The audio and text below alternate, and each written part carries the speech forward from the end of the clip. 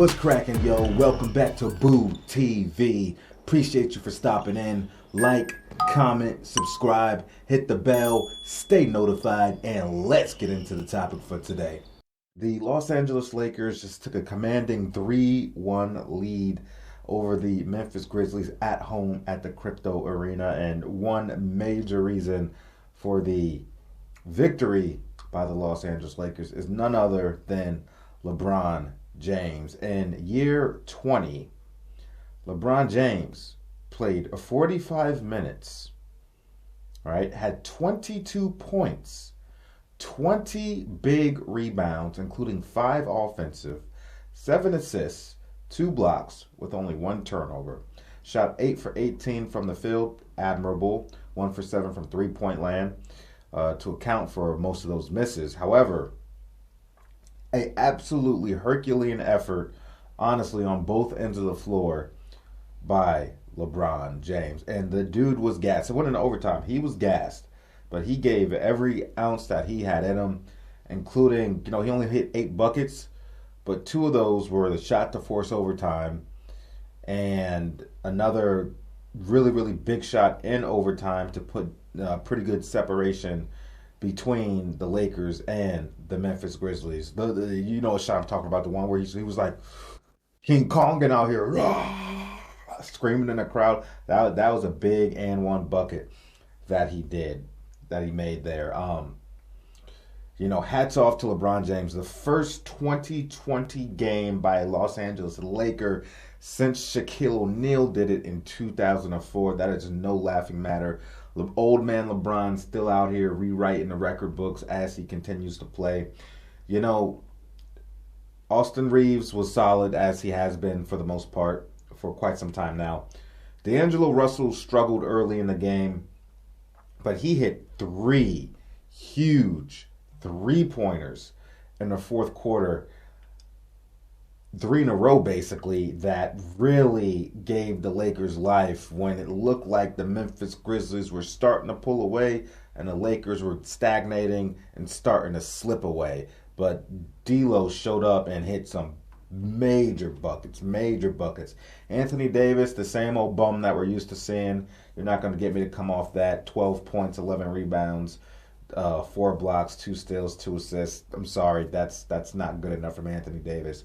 This dude is always crying. This dude is always on the floor, holding a different part of his body 100 times during the game. Always, he's not assertive. He's not aggressive. Same old Anthony Davis story.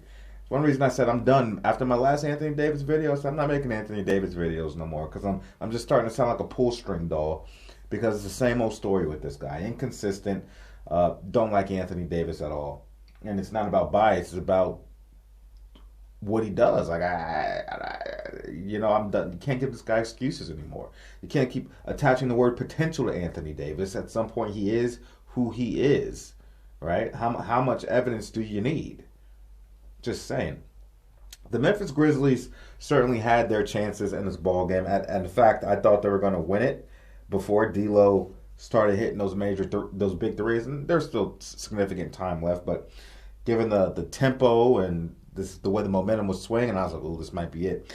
But then after Morant got out in a fast break, and I think he passed it to Bain or whatever to go up by 2 with a couple seconds left, I was like, I don't know what play the Lakers are about to run, but they better connect. And LeBron James did the damn thing, high off the glass, to avoid the block shot. Man, it was a sensational play by LeBron James, and the Lakers hung in there. And the Memphis Grizzlies had their chances.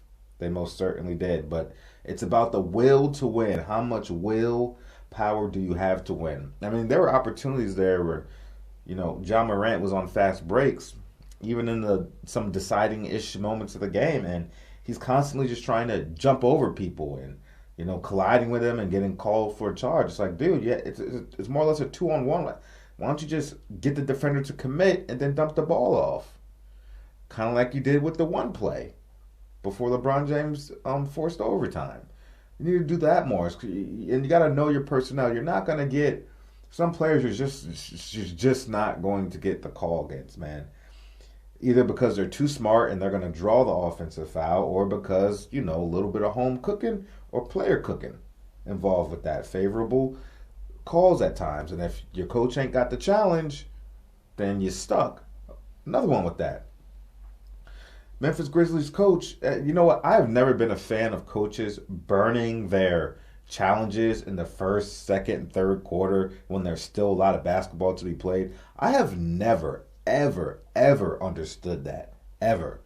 If I'm a coach, I am always saving my challenge for the waning moments of the fourth quarter so I can use them for something that is potentially game changing and game swinging. I will never use my challenge. I don't care what the score is. I don't care. Because at the end of the day, I watch a lot of these damn basketball games, and the 20-point lead, 25-point lead is nothing in this league. That gets erased within 2 to 3 minutes sometimes with the tempo and the three-point shooting and the fast pace and the lack of defense and the momentum swings that come with the NBA so frequently now. 20-point lead is nothing, dude. It's nothing. It's like what a 10-point lead was back in the early 2000s or even 90s. Like that's what it is now. So I've never understood that at all. I'm just like, why are you guys using your challenges right here? But anyway, LeBron James, I can't say enough, man. Phenomenal.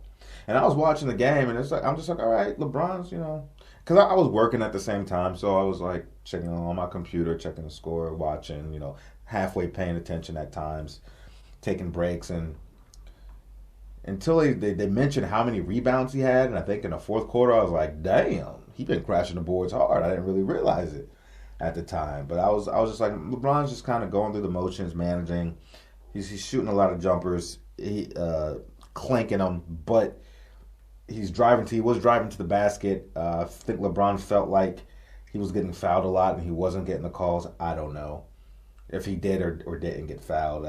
Just because players like him tend to exaggerate and try to sell the foul so many times, and whether he did or he didn't, the referees weren't buying it either way. But either way, I think he played honestly a perfect game, despite the 8 for 16 shooting and the poor 3-point shooting. Managing the game, understanding time and score. Finding his teammates. I didn't feel like LeBron was monopolizing the ball a whole lot. I really, really, really liked how LeBron played. He was out there playing chess, and the other boys was out there playing checkers. Absolutely. And when LeBron had that ball, once he started driving to the paint and driving right, I was like, oh. Once he got like maybe 2-3 steps, and I saw that what's his name, Jared Jackson. I saw Jared Jackson Jr. wasn't sliding over soon enough to contest. I already knew that was going in. I was like, too late. You're 1 or 2 steps too late. He's gonna get that shot up over you, buddy. So again, big shout out to LeBron. A Herculean effort. One of the better playoff performances I've seen over the last couple years, no question about it. And I like to see players play big and get rebounds, get in there, get grimy, get dirty, grab the rebounds. Especially Bron, man.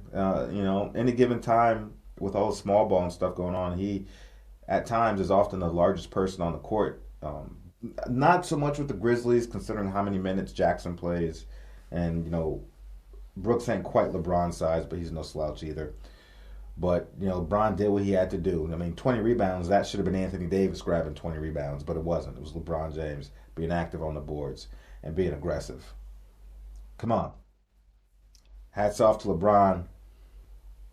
Great victory. I honestly feel like, and I've been quoted saying this before, I think LeBron James has a solid 4 years left playing at a high level. I think he has at least 4 years left. Good for at least 24 points per game, 6 rebounds, 6 assists. At a minimum. I stand on that. This guy is going to rewrite the record books by the time he decides to hang up his jersey. He's already doing it, but there's going to be so many records and overall counting numbers that are going to be so far out of reach. I'd be surprised if we see anybody topple those records in our lifetime just because of the amazing bill of health LeBron has had for all these years, more or less. Playing the majority of the games and not sustaining any career-ending injuries that severely impact your level of play or your career as a whole. He hasn't had that, and how I see it, I don't. It looks like he's slowing down a little bit as far as knick-knack injuries and things like that. But hey, yeah, he has a lot more good basketball left in him. Anyway, that's all I gotta say about it. Good victory by the Lakers. If the Memphis Grizzlies want a shot, they're gonna have to play with desperation from here on out every single game. If not, they're gonna be going home early. And yeah, they're down some key players. I keep saying Adam Morrison. Jesus, not Adam Morrison. Steven Adams, Aquaman, Jason Momoa, but you know what? They're still good enough to win this series, and they're not getting it done. They are not. Like, comment, subscribe, hit the bell, stay notified. Go Lakers, and I'll catch you on the next one. We out, baby.